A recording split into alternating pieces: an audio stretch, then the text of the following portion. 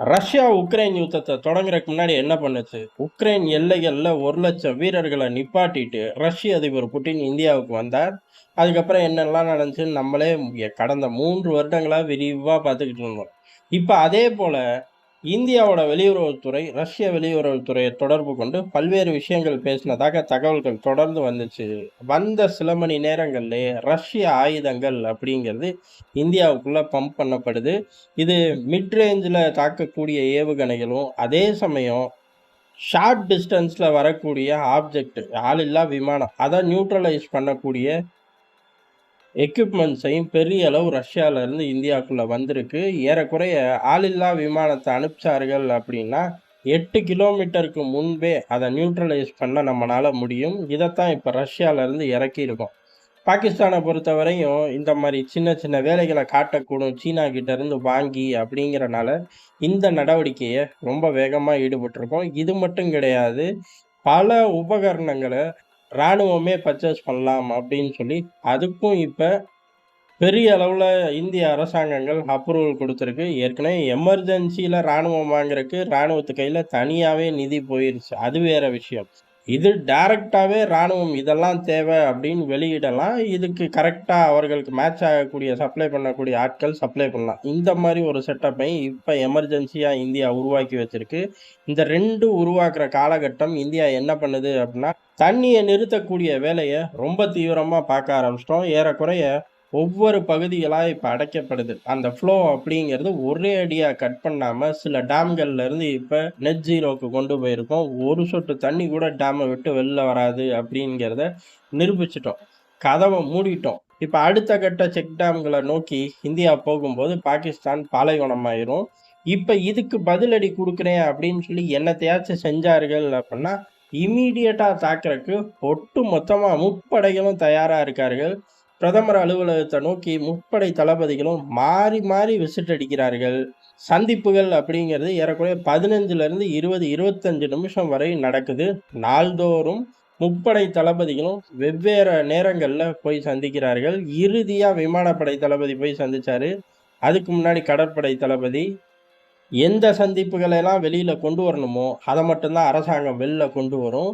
அந்தந்த மற்ற சந்திப்புகளை சீக்கிரட்டாவே வச்சிருப்பார்கள். உதாரணத்துக்கு இப்ப பெரிய அளவு விமானப்படை தளபதி போனா உடனே அந்த ஜோனை நோக்கியே எதிரிகள் குறி வைப்பார்கள்.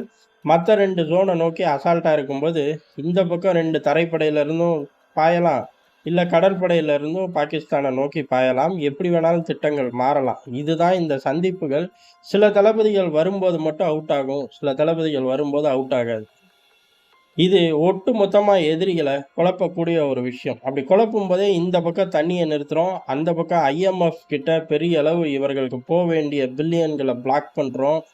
அதுக்கடுத்து உலக அரங்குல மற்ற நாடுகள் தலையிடாம இருக்கணும் அப்படின்னா, முதல்ல ஐஎம்எஃப் நிதியை கொடுக்காத, கிரே லிஸ்ட்ல இவனை தூக்கி வை அப்படின்னு 2 விஷயத்த தூக்கி அவனுக்கு டேபிள்ல போட்டோம்.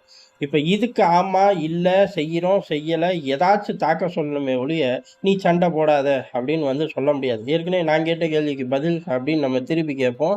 அதுக்கு என்னத்த பதில் சொல்ல முடியும்? பட்டியல்ல வைக்க முடியாது அப்படின்னா, நீ சொல்றத கேட்க முடியாதுன்ட்டு போயிருவோம். பட்டியல்ல வைக்கிறேன்னா வச்சுட்டு வந்து பேசு அப்படின்ட்டுருவோம். பட்டியல்ல வச்சுட்டாய்ங்க அப்படின்னா, பாகிஸ்தானால இயங்கவே முடியாது. நம்ம போறது இன்னமும் ஸ்பீடு ஜாஸ்தி ஆயிரும். இந்த மாரி இடியாப்ப சிக்கல உலக அரசியலுக்குள்ள தள்ளிவிட்டு, பாகிஸ்தானை மட்டும் தனியா வெளியில எடுத்து தூக்கி போட்டு மிதிக்கக்கூடிய வேலைகளை இந்தியா பண்ணிருச்சு. அதுக்கான ஆயுத பலம் அப்படிங்கிறது கணிசமா இன்க்ரீஸ் பண்ணிக்கிட்டு இருக்கோம். ரஷ்யா உக்ரைன் யுத்தத்துல ஏன் உக்ரைனுக்கு சப்போர்ட்டா பேச மாட்டேங்கிற அப்படின்னு 1 டஜன் கூட்டம் சொல்லிக்கிட்டு இருந்துச்சு. நம்ம ஊர்ல கிடையாது, ஒட்டுமொத்த உலகத்திலையும். இப்ப உக்ரைனா நமக்கு ஆயுதங்கள் தரான், ரஷ்யா தான் தரான். ரஷ்யா காசுக்கு தரான், ரஷ்யா நம்ம ஏகப்பட்ட விஷயங்கள் குடுக்கல் வாங்கல் ஓடுது அப்படின்னாலும், முதல் ஆள் அப்படின்னு பார்த்தோம்னா இஸ்ரேல். 2வது ஆளு, அதாவது இதுக்கு வன்மையா கண்டிச்சு எல்லா சப்போர்ட்டையும் நாங்க தர்றோம் அப்படின்னு இறங்குறது இஸ்ரேலும் ரஷ்யாவும் தான்.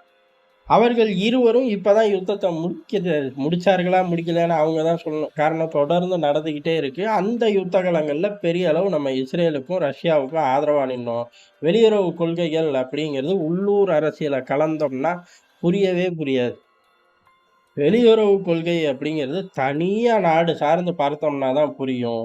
ஏன் நம்ம இஸ்ரேல பெரிய அளவு கண்டிக்கலை அப்படின்னா, இதெல்லாம் தான் காரணம். ரஷ்யாவ கண்டிக்க போறதே இல்லைங்கிறது ஊரறிஞ்ச உண்மைதான். இப்ப ரஷ்யா கிட்ட இருந்து தான் ஆயுதங்கள் வந்திருக்கு. ஏற்கனவே சில முக்கியமான விவகாரங்கள் இஸ்ரேல் கிட்ட இருந்து வந்ததாகவும் தகவல் இருக்கு. ஆனா, வெளியில எத எத கசிய விடுறார்களோ, அத மட்டும் தான் நம்மனால பார்க்க முடியும். பாகிஸ்தான பொறுத்தவரையும் இம்மீடியட்டா இவ்வளவு நாள் அப்படியே ராஜதந்திர அடி, பொருளாதார அடி, ராஜதந்திர, பொருளாதாரம் அப்படின்னு மிக்ஸ்டா வந்துகிட்டு இருந்த நேரத்துல, டக்கு டக்குன்னு ராணுவ ரீதியான தயார் நிலைகள் வேகப்படுத்தவும், அங்க பதற ஆரம்பிச்சுட்டாய்ங்க. எப்ப என்ன வரும்னே தெரியாது. என்ன வரும்னு தெரியாம உட்கார்ந்திருக்கவும் முடியாது. ஏன்னா தண்ணி வரல. அடுத்து IMFல இருந்து பணம் வரல. அப்போ ஒட்டு மொத்தமா எதையாச்சும் ரியாக்ட் பண்ணணும். ரியாக்ட் பண்ணா அடி விழுகும். பெரும் இடியாப்ப சிக்கல்ல பாகிஸ்தான கொண்டு போய் இந்திய அரசாங்கம் வச்சிருச்சு. இனி ஏறி மிதிக்க வேண்டிய ஒரே ஒரு நிமிடம் மட்டும் தான் பெண்டிங். நன்றி. வணக்கம்.